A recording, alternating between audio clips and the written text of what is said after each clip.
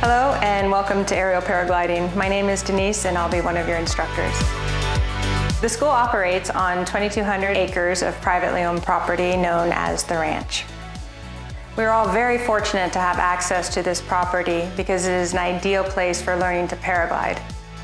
We do need to know that you're coming, so permission is required in order to enter the property. When you make a reservation, that permission is given. On the property, there are no unsupervised paragliding activities allowed. So even if you have your own glider, you can't go out solo and kite or fly without an instructor being present.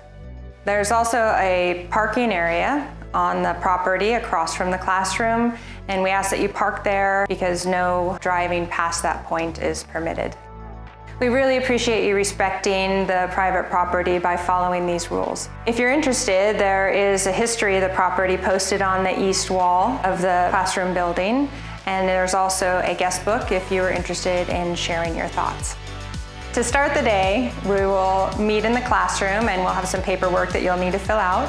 From there, we will gather up equipment that fits you, and we'll load into the vehicles and either go up to the training hills where we'll start the instruction and flying, or potentially we'll go to a field where we'll get started with the instruction there.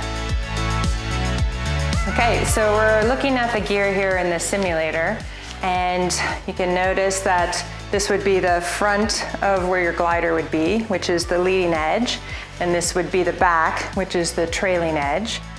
Along the glider, there's attachment points for the lines. They come down to a riser set. And you can see that this is the front riser set, which is the A risers. And then you have the next set back, which is the B risers. And the next set back is, in this instance, is the rear risers, where C and D lines come down together and join into one riser set. So we just call those the rear risers. And then all along the trailing edge of the glider, there's a brake line that comes down, runs through a pulley on the back of the rear riser, and then snaps off in order to be stowed when you're not using it.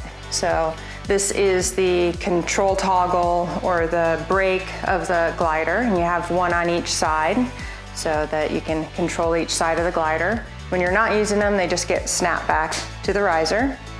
That riser set comes down to an attachment point on each side, which connects to the harness.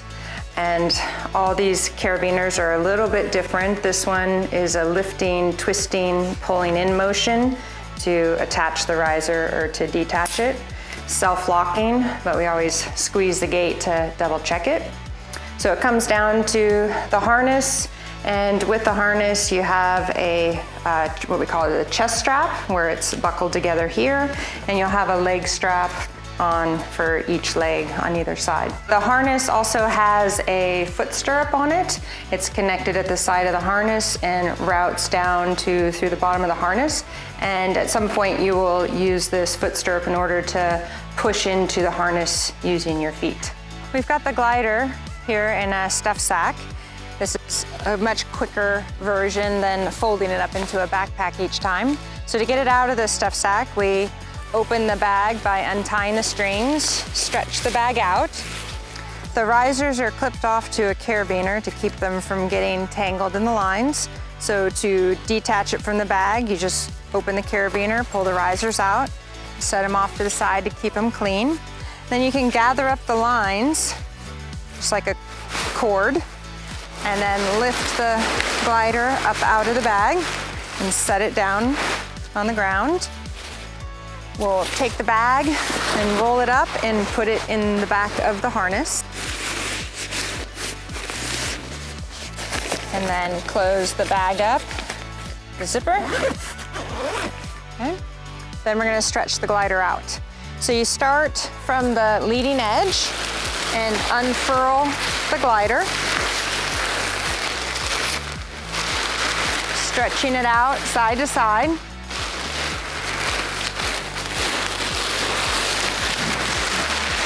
So it's all the way extended. And you'll pick up the risers, stretch them all the way back to the full extension. We stretch the risers back, getting them to their individual sides. taking the twists out of the lines until the A risers are up on top. Then we clear the lines out from the A's, lifting up the B lines and clearing out the back lines from there as well, including pulling on the brake line to get the trailing edge clear of the rest of the lines and the trailing edge pulled down on the glider. So then we're going to take the risers, give them a little bit of slack and set them down on the ground so they stay clear of the lines. Come over, put on the helmet, making sure to do up the chin strap. We put our harness on over the shoulders like a backpack. Reaching from between the legs, taking the longest strap, it goes between the two buckles that are at your belly to form the chest buckle. And then each leg has a strap that comes across and buckles to your hip. Okay, and so we got 1, 2, 3 connection points on the harness there. And the carabiners, it's all good. And I have my helmet on, so we're gonna attach to the glider. So you come over to the glider, pick up the risers, stretch them back. So we're facing the glider. We wouldn't want to hook in like this or we'd be flying backwards. We have to put a rotation in the risers so that it's correct when we're turned around to face forward. We're always going to turn to the left to launch. So we're going to take the risers and turn them to the left. Come over here, open the gate of the carabiner, slide it in, make sure it's locked. Switch hands, open the gate, slide it in, and it's attached. From there, we'll decide which launch we're going to do, whether or not we do a reverse launch or a forward launch. So there are two different launches that we use. We have a forward launch where you're facing forward in the direction you're going to be launching, and a reverse launch where you start out facing the glider and then you do a rotation once the glider is overhead, and then you move into the direction you're going to be launching. In both, you're holding on to the control toggles, one in each hand, and then you'll have the A risers in your hand as well. So usually we use the forward launch for a little bit lighter winds or a lower energy situation, and a reversed wind for a little bit stronger winds, higher energy situation. While we're waiting on launch, the first thing we're going to do is a pre-flight check. So if you have a reserve, you would check that first to make sure it's secure. And then it's 1, 2, 3, 4 RST. So 1 is one helmet strap, making sure that's latched. 2 is your carabiners, checking the gates to make sure those latched. 3 is your buckles of your harness. You're gonna give all those a tug to make sure they fully latched and aren't gonna pop loose on you in case you get your shirt stuck in there or something. 3, and then 4 is the corners of the glider, and you're checking to make sure that all your lines are clear. And then you have RST, radio stirrup turn. So you'll be having a radio on either your shoulder or on your helmet, and we'll do a radio check to make sure that's working. Radio check. And then you make sure you can hear it coming through your radio. If there's any problems, obviously let us know. As the pilot, you have veto power, so make sure that the guidance you're getting on the radio matches what makes sense to you. And then stirrup, the harness has a foot stirrup on it for getting to the seat. If you're going to be using it to get into your seat for a higher flight, you can put it behind your non-lead leg with your lead leg in front. And then turn is if you're doing a reverse launch, you want to check and make sure that the left riser is set up over top of the right riser so that your turn rotation will be correct.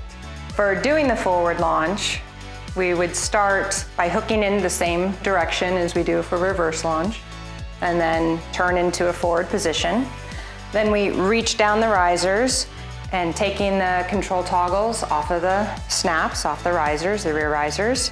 And then you scoop from behind the whole riser set and bringing the A's up to the shoulder position. From there, we step forward just gently to feel the pressure on the glider, moving to the center position. And then once we determine we're in the center, take a step backwards. Then you wait for the wind cycle to be correct. And then we're gonna step forward, loading the glider from the hips, from the carabiners.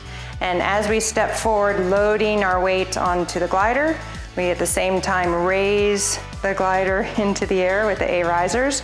Once the glider is in the overhead position, you release the A's and then go into a neutral position with your hands, which is the weight of your hands on the control toggles. At that point, you're gonna be continuing to run until you're clear of launch. Before we launch, we're gonna actually have a reference point in front of us that we're gonna be watching called the horizon reference point. So as you release the glider, you wanna make sure that you stay on that reference point as you're running. Avoid looking down at the ground or pulling your feet up to stop running.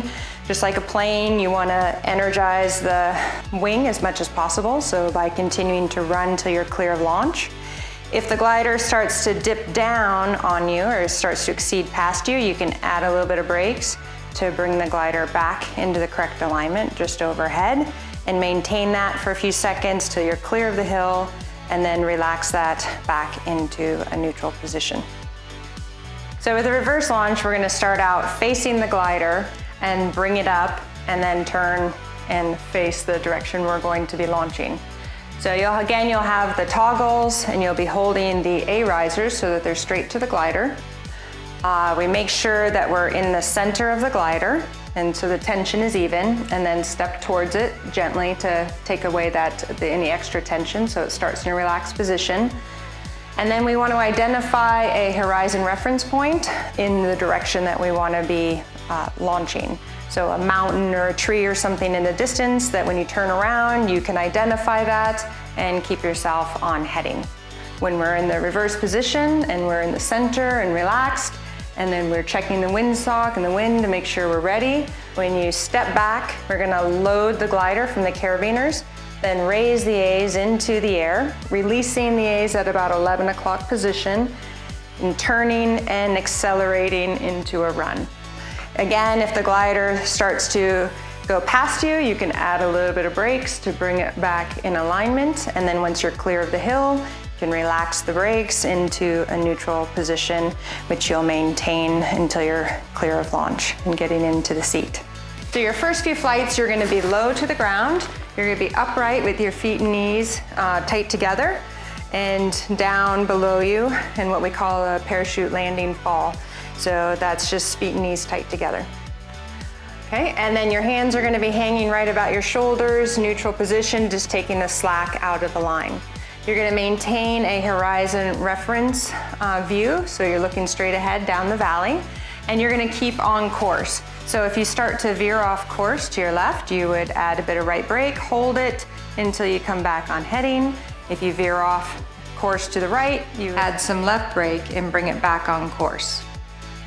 Good. If the glider goes behind you a little bit, you would ease up on the brakes slightly, and if it goes in front of you, you squeeze a little bit of brakes to maintain neutral position overhead. And then you can relax back into a neutral position here with your arms. No tension in the shoulders, they're just hanging nice and soft. You want to be aware that your hands are on the control toggles, so everything you do with your hands will affect the glider.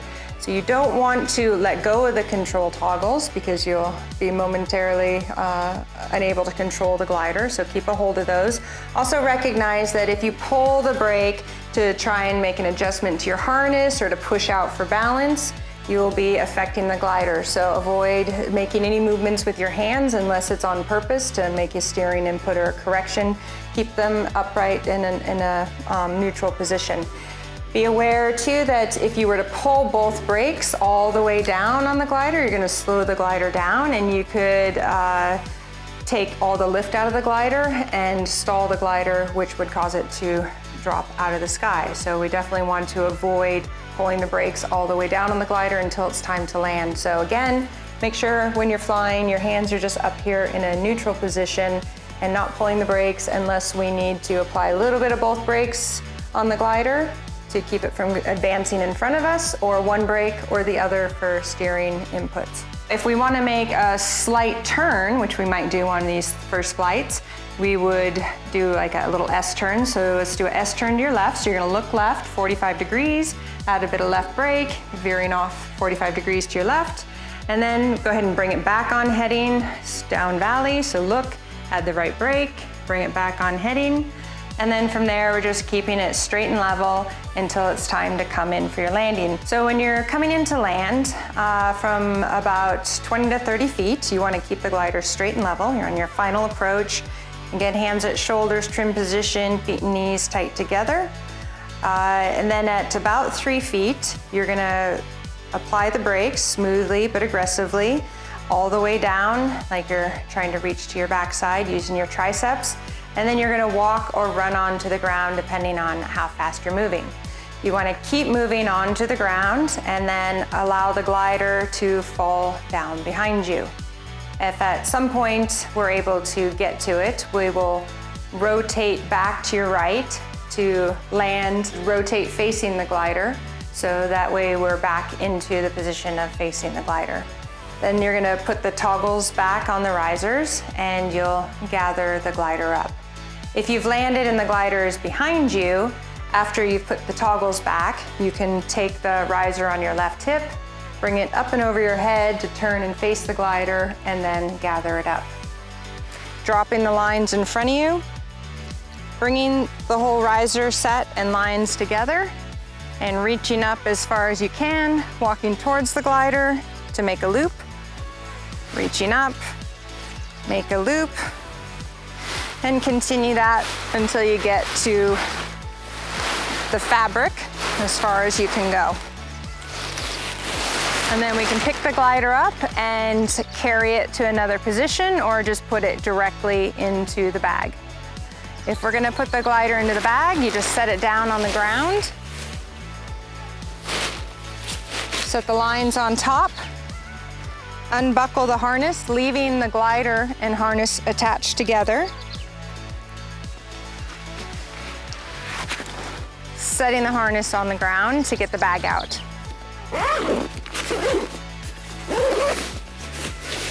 Okay, you're gonna lay the bag out near the glider. Come back to the glider.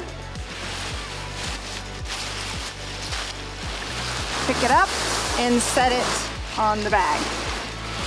Placing the lines in the middle. Bringing a little bit of fabric over the lines to keep them from getting tangled on the harness, because we're going to place the harness now on top of the glider so that they're in the bag together. I can take my helmet off and put it in the bag with the gear, and then I'm going to gather the bag around the glider. So just tucking everything in as I go.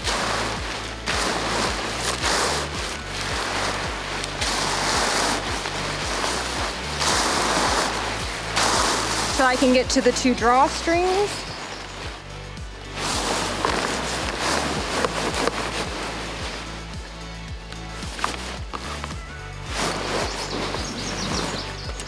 And cinch it as tight as it'll go. Tying it, the bow tie, just like you would shoelaces. Most of the bags have backpack straps on the back, so you can pick it up and throw it over your shoulders and carry it to the truck so we can go up the hill for another flight.